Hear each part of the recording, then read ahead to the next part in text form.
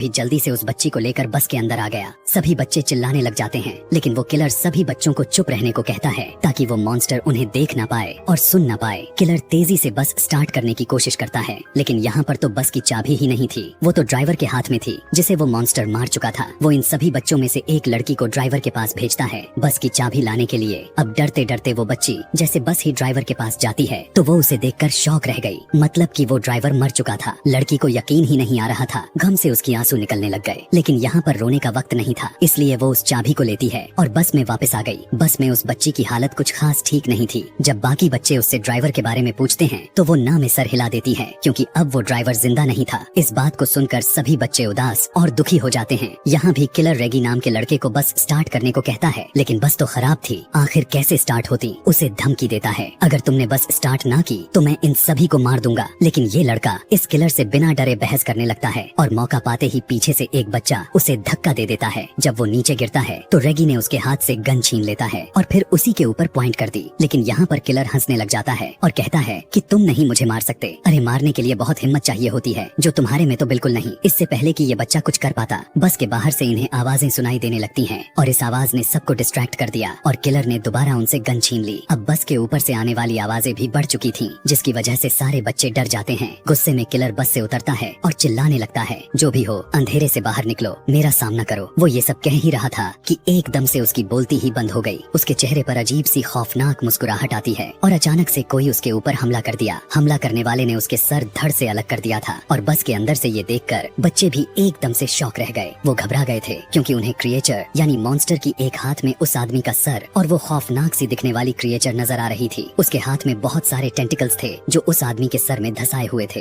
इन्हें समझ ही नहीं आ रही थी कि ये आखिर करें तो क्या करें। ये लोग अब अपनी जान बचाने के लिए इस बस के अंदर रहने का डिसाइड करते हैं, लेकिन तब तक कि जब तक इन्हें बाहर से अजीब सी आवाजें सुनाई नहीं देने लगी थी। कड़कड़ाते हुए आवाज से बस का दरवाजा खुला और इन्होंने बस के सीट के ऊपर उस मॉन्स्टर के बड़े बड़े हाथ दिखे। अब ये मॉन्स्टर बस के अंदर आ जाता है, जिससे बचकर ये सभी बस के दूसरे डोर से भागने लगे, पर ये दरवाजा नहीं खुला। उसके हाथ में टॉर्च थी। जब गलती से मॉन्स्टर की तरफ होता है तब ये नोटिस करते हैं कि ये मॉन्स्टर लाइट से डर रहा है। बस इसी चीज का फायदा उठाते हुए इन्होंने लाइट के जरिए उस मॉन्स्टर को दूर रोक कर रखा कि इतने में इनका बस का दरवाजा भी